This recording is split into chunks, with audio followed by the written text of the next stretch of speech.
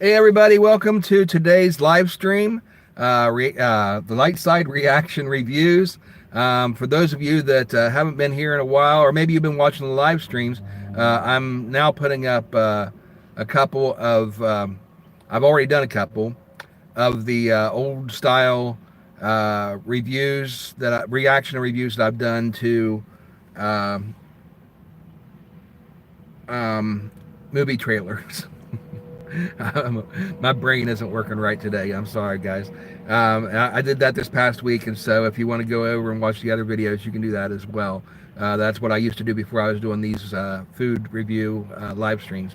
But anyway, one of the reviews that I just did, I just posted it this morning, was a review to the uh, the the official trailer for Maxine. That's Maxxxine, which is a movie that the studio A24 is putting out, and I did a review of that, a reaction to their trailer, and I just posted that this morning. And if we have time at the end of our live stream today, I'm going to talk a little bit about that in a little bit more detail than I was able to get into on the video itself, the trailer reaction.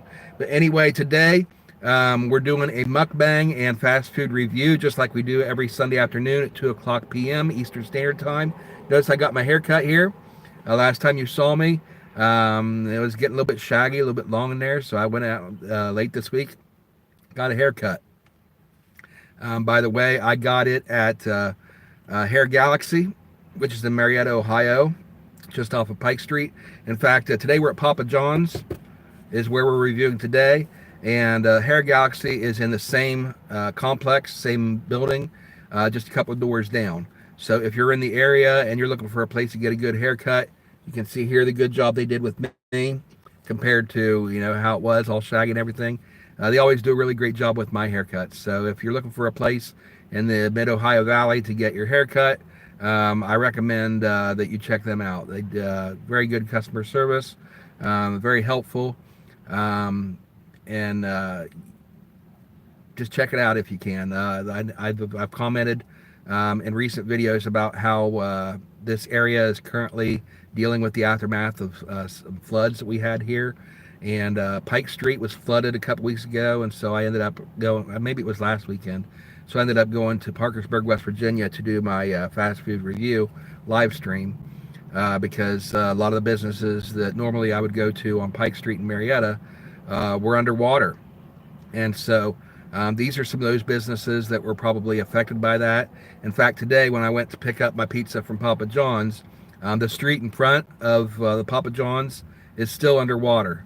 It's like a 4-lane road. You got your right lane, your left lane, then you got your 2 turning lanes in the middle. The lane that's on the side of the street that the Papa John's is on and Hair Galaxy is on was underwater. And part of the lane next to that, the turning lane on that side, was also underwater. So here we are, a couple weeks after the major flood hit, and they're still dealing with that, getting high water in downtown Marietta. So as I said, for the next couple weeks or however long, maybe a month or two, I'm going to try to do reviews and videos at some of these locations, and kind of give them some business while they're recovering from the flood and trying to get back on their feet. And so I'm going to try to support them that way. And also I'll give you information about where they're located, and maybe if you're in the area, you can stop by and do your fast food meals there as well. Stop in, grab something through the drive-through or whatever the case may be. But anyway, just to get to the point, today we're doing Papa John's. It's located at 246 Pike Street in Marietta, Ohio.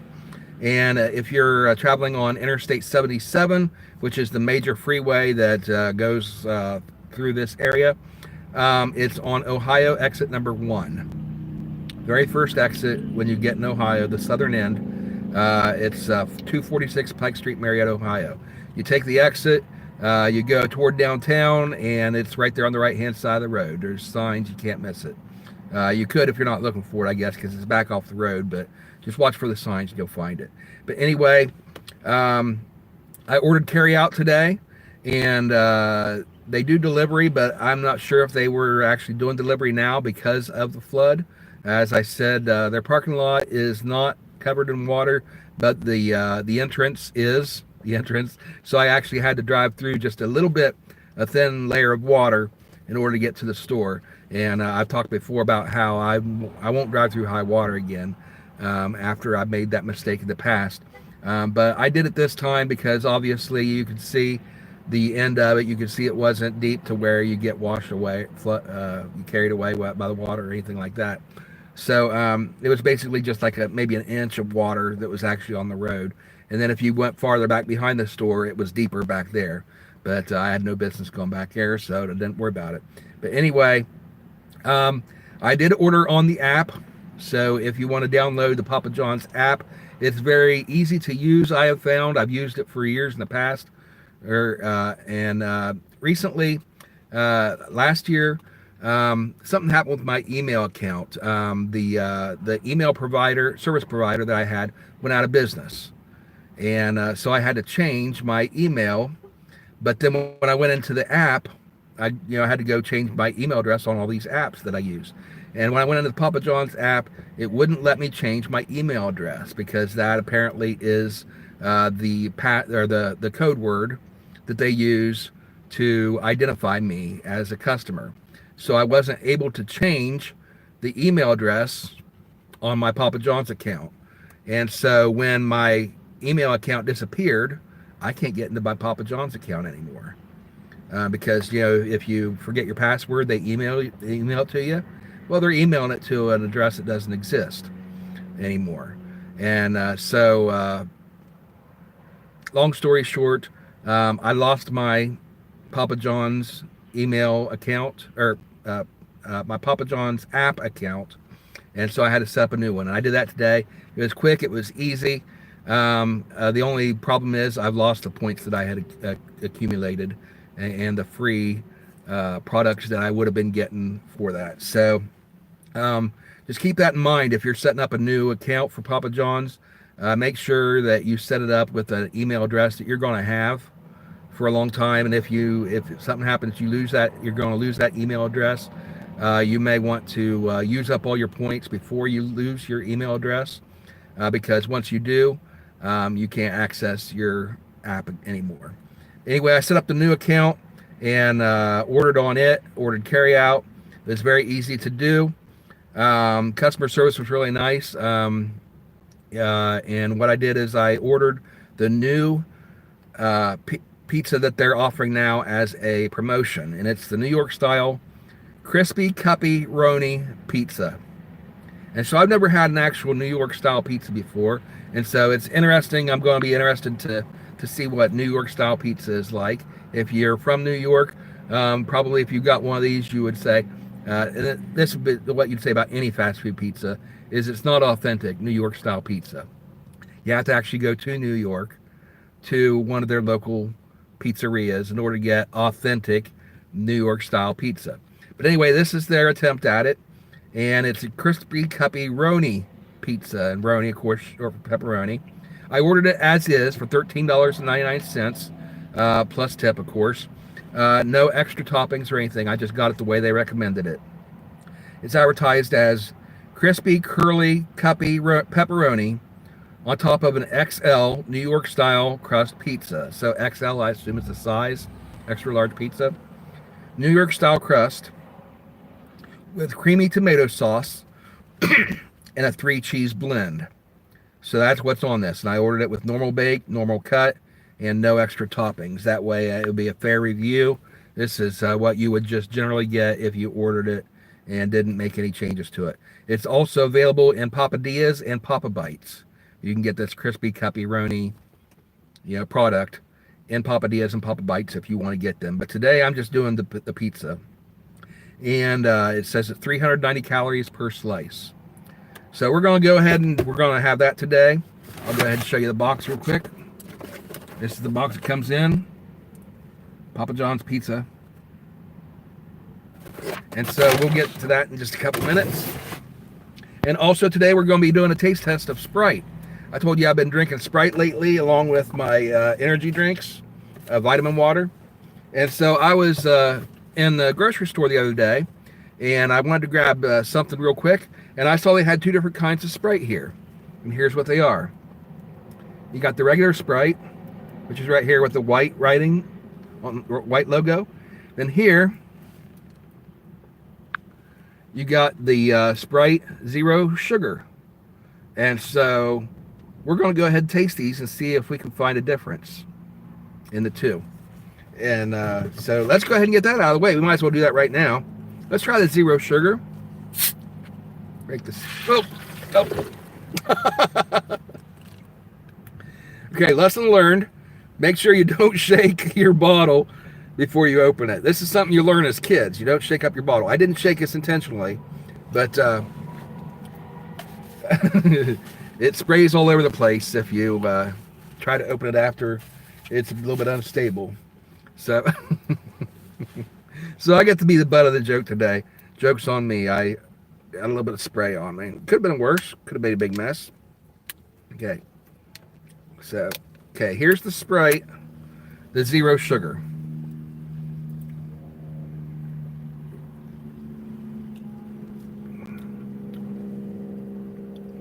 Okay, it's got the Sprite flavor. I can already tell without tasting the other Sprite first, just by my memory. You can tell it doesn't have the sugar. It's more of a bland, kind of a flat taste. More watery kind of flavor. Okay, now let's go ahead and open the regular Sprite. Do it slowly. See how it's fizzing up there? This is how you do it if you're afraid your bottle might be shook up a little bit. Open it slowly. And if it starts to fizz up to the top, you tighten it back up. And then slowly unscrew it, making sure it doesn't fizz over. There you go. That's how you do it. Okay, now here's the Sprite, the regular Sprite with the sugar. You can taste the difference. Absolutely. I can taste it. It's not much of a difference. Apparently there's not that much difference in the sugar. It says here 110 milligrams of sodium. That's 5% of the daily value. So 110 milligrams of sugar in it. It makes a difference. You can taste it, but it's not really a huge difference in the taste. And of course, this one should say 0 sodium. Oh, now here we go. Wait, no, sodium is salt. 60 milligrams of sodium. Okay, so this is 110 milligrams of sodium versus 60 in the 0 sugar. Okay, sugars. Okay, it's 63 grams of sugars in the regular and 0 in the 0 sugar Sprite. Okay. Yeah, that was my mistake. I was mixing up sodium with sugar. Sodium is actually salt. So it's got less salt in it as well, less sodium. So if you're concerned about your diet, the taste isn't that much different, I don't think. It's not a huge difference. If you enjoy the regular Sprite, there you go. And then one more time, we'll try the 0 sugar Sprite, just for good measure.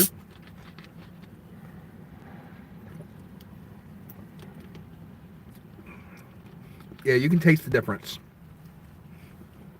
It's not a huge difference, but it's there. So, a little bit of difference, but not really enough to make the taste difference. If you're concerned about your health and you want to get the better option, I don't see any reason why you couldn't get the 0 sugar. They're same price. Get the 0 sugar one, and the taste isn't that much of a difference. So that's my opinion. Okay, now we got that out of the way.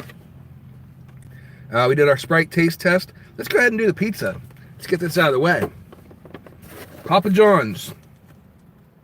Here we go.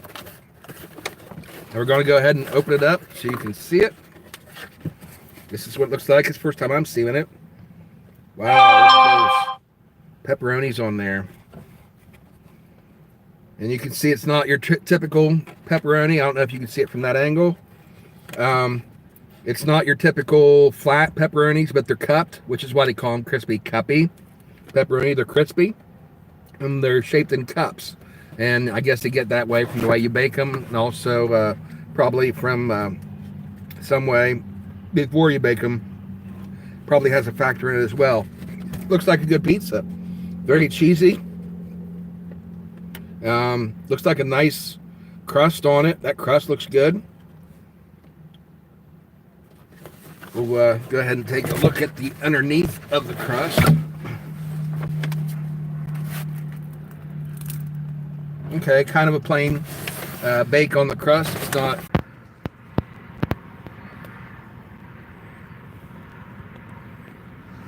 Okay, we're back. There we go. Yeah, the stream crashed again. I'll give you guys a few seconds here to hopefully get back on.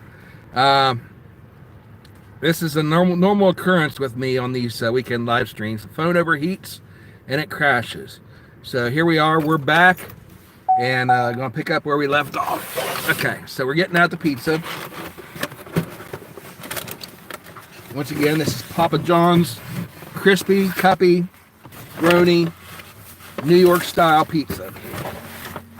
And I'm going to do this without the garlic sauce. It comes like all Papa John's pizza do with your special garlic sauce. And this is what makes Papa John's pizza Papa John's pizza. This is the stuff. I have never had a pizza from another location with the garlic sauce that has beaten Papa John's garlic sauce. But today, of course, since this is a specialty pizza, we're going to try it without the garlic sauce, just to get it the way it's intended to be. Going ahead and tear it off a piece. This is hard to tear. There we go. Okay, so here's how it looks. See, done pretty well on the bottom. Hi, Joel. We're back. Yes. See, it's done very good on the bottom. Not overdone, not underdone. Here you can see, from this angle, you can see how the pepperoni is kind of cupped. And that's the way they bake them. And so if you've ever had these kind of pepperonis before, you have your regular pepperoni that are flat. And then these, I do remember these taste better than the regular pepperoni. And maybe it's just because it's something different. But I remember really enjoying when I've had these types of pepperoni before. It looks very cheesy. You can see the cheese just hanging off of there. So they've got the 3 different cheese blend on this. Looks good. Thin crust. Let's try the flop. See how it flops a little bit there? And it's designed that way. It's supposed to be thin crust. New York style. In fact, you're supposed to fold your pizza when you eat it New York style. I've never done that. So let's go ahead and, let's try just a bite without folding it first. Your traditional way. Okay, let's go ahead. First taste.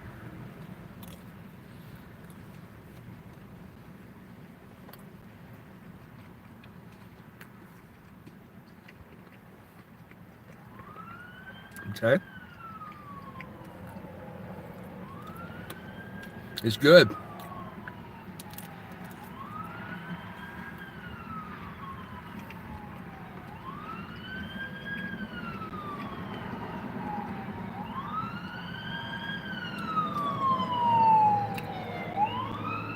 Emergency squad going by.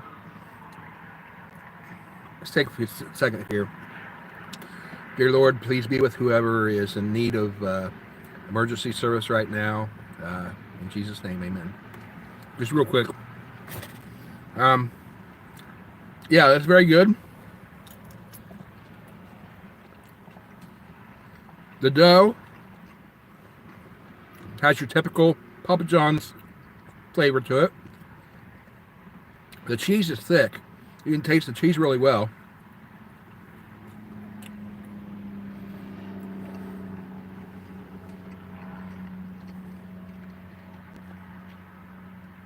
Good flavor to the cheeses.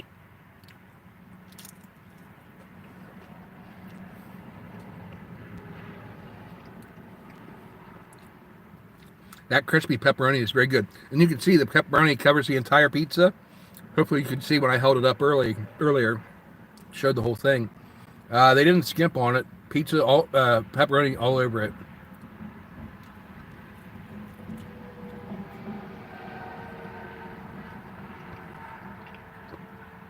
So it's pretty good.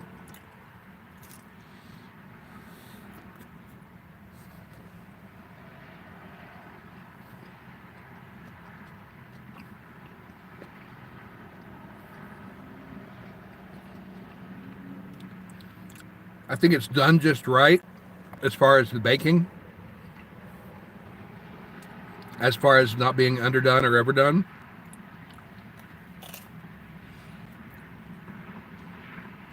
The crust is crunchy.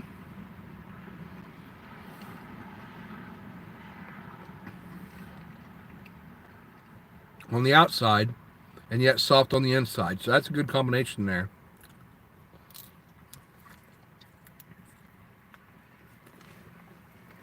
Mm.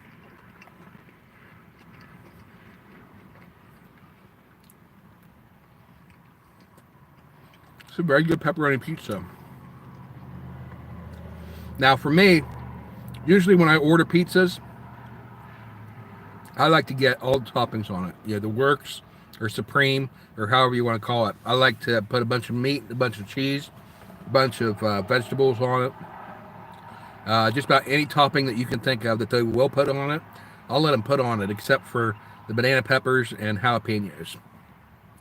Um, you know, the black peppers I'm fine with, but the green peppers and the jalapenos I can't do because of my heartburn.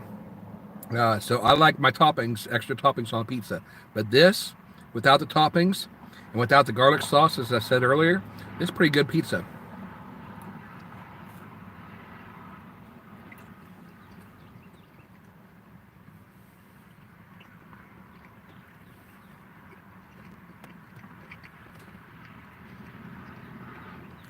Now comparing this to, see, I can't really compare it to other locations, other companies like Pizza Hut or Domino's or Little Caesars, stuff like that, because I just simply don't eat. I don't typically order pepperoni pizzas, so that's something I'm going to do in the near future.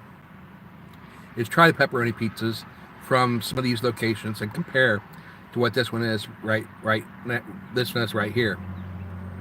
But comparing it to some of the frozen pizzas I've had, like from your excuse me, like from your grocery store, this is really good. This is very good pizza. I just don't know what else to say. It's good, very good.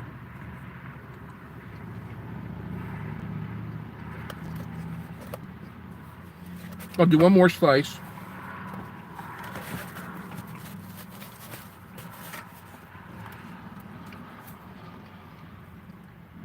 Here you can see how it's browned on the bottom. Very nice. Crispy cup pepperonis on the top. That nice thick cheese on there.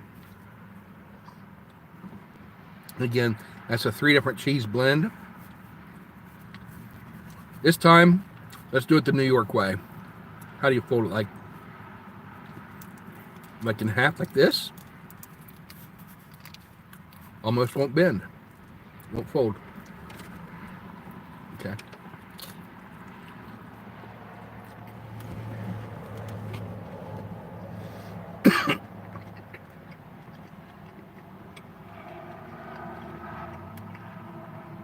The sauce is rich. Had tomato sauce on it. I can taste it better with this slice than I noticed on the previous one. It's a really rich tasting sauce.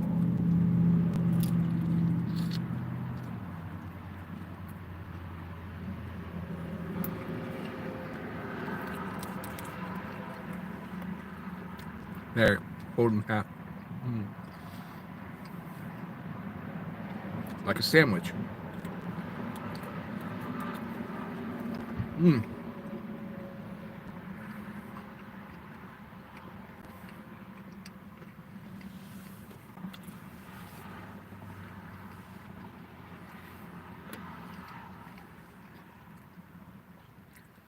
Okay, very good pizza. I recommend it. If you like pepperoni and you like thin crust pizza, this is a good option. Now is it $14.99 or $13.99? $13.99. It's $14. It's not a bad price for a pizza. But then again, I tell you what, I'm going to have to try Little Caesars because I know they're cheaper. They were like, what, $5 or $6 for a large pizza, pepperoni pizza. Now after inflation hit, I imagine their prices probably went up. It's probably more than that. I'll have to try Little Caesars soon and compare. See if it's worth the price difference for this over theirs.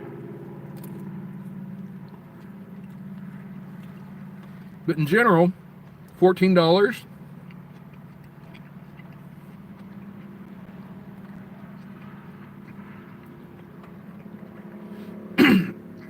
In today's economy, for me, I'd say it'd be worth it because you got this whole entire pizza.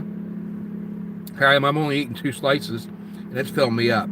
So the rest of this, excuse me, the rest of this I can put in the refrigerator, warm up later in the oven, and I can share it with my dad.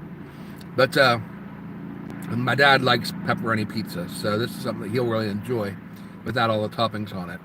But just 2 slices with that I'm eating, that's like only a quarter of the pizza is going to fill me up. So this is 4 times what I would eat in a meal. And I've been paying fast food prices on these live streams. Excuse me. I've been paying $18 to $20 approximately. And this is going to leave plenty of leftovers. Maybe even into tomorrow. For only $14 plus a tip.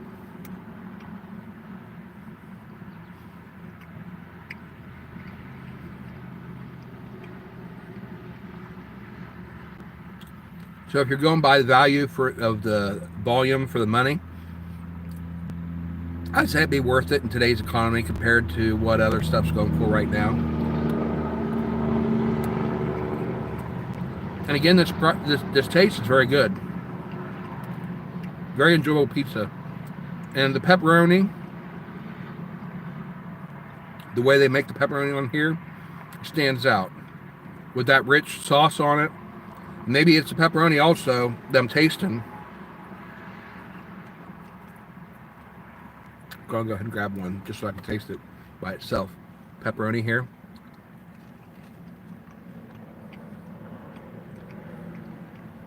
Okay. Yeah, it's definitely the sauce I'm tasting, not that pepperoni. But that rich sauce. It's good. A little bit greasy there. Not much. Just one little spot of grease on my finger there. Yeah, the pizza looks greasy, but it's not getting all over my fingers like a normal greasy pizza would do. So it's got that good greasy flavor, but it's not too greasy to where it's, leaving it all over your fingers.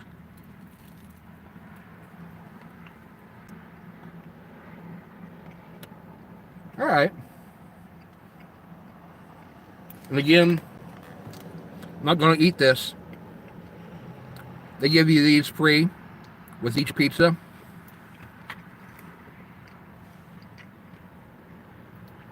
Plus a cup of the garlic sauce comes with it for free. I'm not eating either one of them this time. I'll save the garlic sauce, put it in the crisper in the refrigerator. Save it back for some other time I have pizza. And I can use that garlic sauce on that. But for this pizza, it's fine without the garlic sauce. And I'm passing on the pepper because of my heartburn.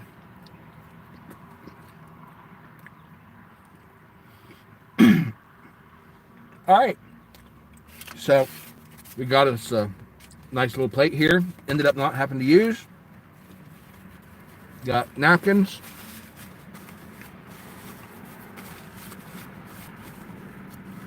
See, no grease. Just a little bit of stain there. No wet grease marks on there.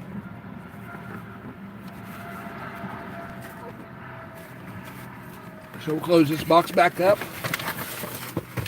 And we'll save the rest for later.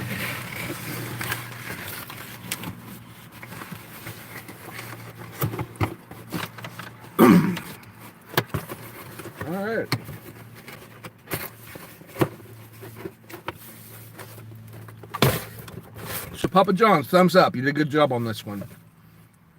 And then we'll go back to our Sprite, wash it down.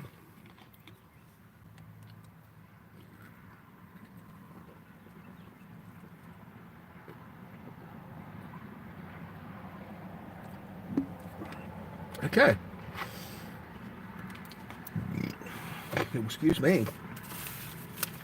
All right, now that we got that out of the way,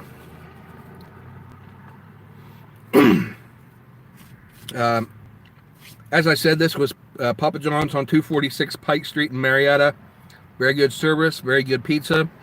Very happy with the order. If you're in town in Marietta area, southeastern Ohio, mid-Ohio Valley, looking for a place to get a good pizza, try them out. Right now, they're dealing with the aftermath of the flood, as are a bunch of other businesses. So the next few weeks, I'm going to be trying some of those other places and helping hopefully get them some business as they're recovering from the flood. I did want to talk a little bit about, well, first of all, I wear a different tie every week. Here's today's tie. Kind of a dark green color with the text on it. The text is a darker green, plus there's some lighter, almost a yellowish text on there as well. And this tie is the names of Jesus. In church this morning, this is a tie I wore for church. And so it's got all the different names on here. Prince of Peace, Messiah, Holy One, Author and Finisher, The Way, the Truth, Righteous Judge, Advocate, Morning Star, etc., etc. Nice tie. I like this one. It's a friend of mine that went to our church. This was one of his favorite ties before he passed away last year. And so every time I wear this tie, I think of him. In fact, I think this was his favorite tie that I wore. But anyway, I did want to talk again about that review I posted this morning. In my videos, it's I started doing the reviews again of reactions to movie trailers of new movies that are coming out. And this morning I posted my reaction to the movie Maxine, Maxxxine, that's coming out. Didn't really have a lot of time to talk in that. My reaction video was about 17 minutes long. And so I didn't really have a lot of time to do a lot of talking about it. So I figured I'd go ahead and talk a little bit about it here. And so if you want to, you can go over and watch that video as well to see my live reaction to the video, to the trailer as it came out. But anyway, it's a sequel to Tai West's movie that came out a couple years ago. Part 1 was called X, and Part 2 was a prequel to that, and it went back and it was called Pearl. These are horror movies, and so I don't recommend them for a lot of audiences. Obviously, it'd be rated R, if not unrated. They might have unrated versions, as a lot of horror movies do. It's got adult themes. I'm sure it would probably have nudity in it. It's got a lot of violence, blood and gore, that kind of stuff. And so it's definitely not for the faint of heart, definitely not for children, younger audiences. But when I did see Part 1, there were some things that I noticed about it that I think about now as they're making the sequel. From a religious standpoint, we see this girl, and there'll be some spoilers in this. So if you want to see the movie first, maybe you don't want to, maybe you want to watch it before listening to all my commentary on this. So there might be some spoilers for Part 1. Obviously, Part 3, Maxine, hasn't come out yet, so I'm not really giving you any spoilers for it, just for Part 1 and Part 2. But anyway, it follows this group of young people that are planning on going to make an adult film, and it's like set in the 70s, and they're going out looking for this farmhouse where they can film for free. And so they're out there doing that, and the main star, Maxine, who is the main character in this sequel that's coming out, is played by Mia Goth. Great actress. I commented on my other video about some of the stuff I've seen her in, and you can watch out for more details about her. But anyway, we find out in the movie, and this is a spoiler alert, we find out in part one that she's a preacher's daughter. And a lot of the reasons why she is the way she is, getting involved in the adult film industry and, just wanting to be a superstar and obsessing about it, about I want to be somebody, I don't want to be a nobody. And so she's the daughter of this backwoods country preacher that's, if you watch the movie, he's portrayed just in flashbacks, but he's portrayed as your stereotypical Southern hellfire and brimstone preacher. And this is the image that she has of her father, apparently, and that she rebels against, is the stereotypical view that a lot of people have of the old-fashioned preachers. And I try not to be that kind of preacher myself because I know it turns a lot of people off. That's just not my style. I don't get up and yell and shout, that kind of stuff. Whenever I preach, I do it in conversational language, just like I'm doing here on this video. That comes natural to me.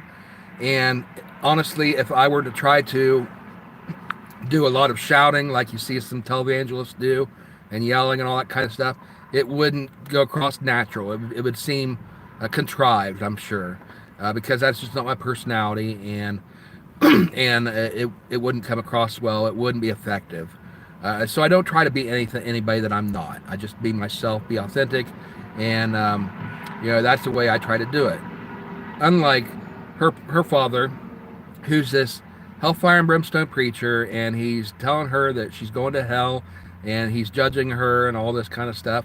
And when as he tries to witness to her, as I'm sure he's doing, he's pushing her away. And that's the way a lot of times the world reacts to when they hear a preacher, is they feel like they're preaching at them instead of talking to them. It feels like we're talking at them. And I hope nobody ever feels that way with me, that I'm talking at you, that I'm talking to you. I think that's important for all of us, in whatever form that we witness to each other, that we have respect for each other enough to where we come across as talking to people and not at them. But anyway, being a preacher myself, when I became a father, that was something that I was concerned with. Is we've all heard of the stereotypical preachers and the stereotypical preachers' kids, and we've all grown up around preachers' kids, and they either go one way or another, depending on how they're raised. And it's a fine balance that you have to walk as parents when you're trying to raise children in this type of atmosphere. If you're too permissive, you let them get away with murder, then they're going to go ahead and do whatever they want, and they're going to get into trouble. You have to warn your kids and teach them right from wrong so that they don't make those mistakes, so that they know what's right from wrong. But then there's the opposite side, that if you push too hard on them, as is the case with Maxine and her father, apparently he was way too strict with her, and she ended up rebelling. All kids go through that. Typically in the teenage years, you go through your rebellious stage. Some of us, our rebellion goes into our adult years, and sometimes even as senior citizens, we're still rebellious. And that's just part of human nature, is to be rebellious, and we want to do things our way. But that's a balance that we have to, as parents, to walk that fine line and not be too permissive, and at the same time not be too strict. Because if you're too strict, then they're going to rebel, and they're going to go out and do exactly the opposite of what you tell them to do. And you tell them not to do something, they're going to do it out of spite.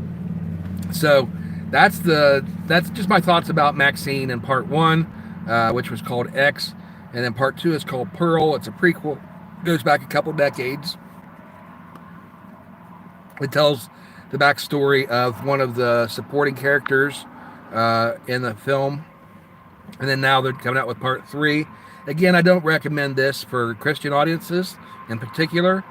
Because of the subject material. Again, it's going to be rated R at least, or maybe even worse, and it's going to have a lot of stuff in there that you probably will not be comfortable watching. But anyway, that's my thoughts on that I wanted to go into a little bit of detail from my perspective personally as a parent and as a Christian, that stood out to me when I saw that part one. And so even when I see movies like this that are rated R, that aren't the kind that I would recommend for Christian audiences, um, sometimes I'll watch these and I will pick up on, some of the views that the world has and the way the world views as Christians, and the way the movie portrayed the girl's father, really portrayed him as a hypocrite, as a fire and brimstone, basically judgmental type of character. And I just hope that people in the world don't see all of us Christians that way, because we're really not trying to be that way, most of us. Sure, there are those out there, like we've all heard of the Westboro Baptist Church that a decade or two ago was going out and doing all these protests and stuff. That is not the way to witness to people. I distance myself from that type of witnessing, that type of preaching.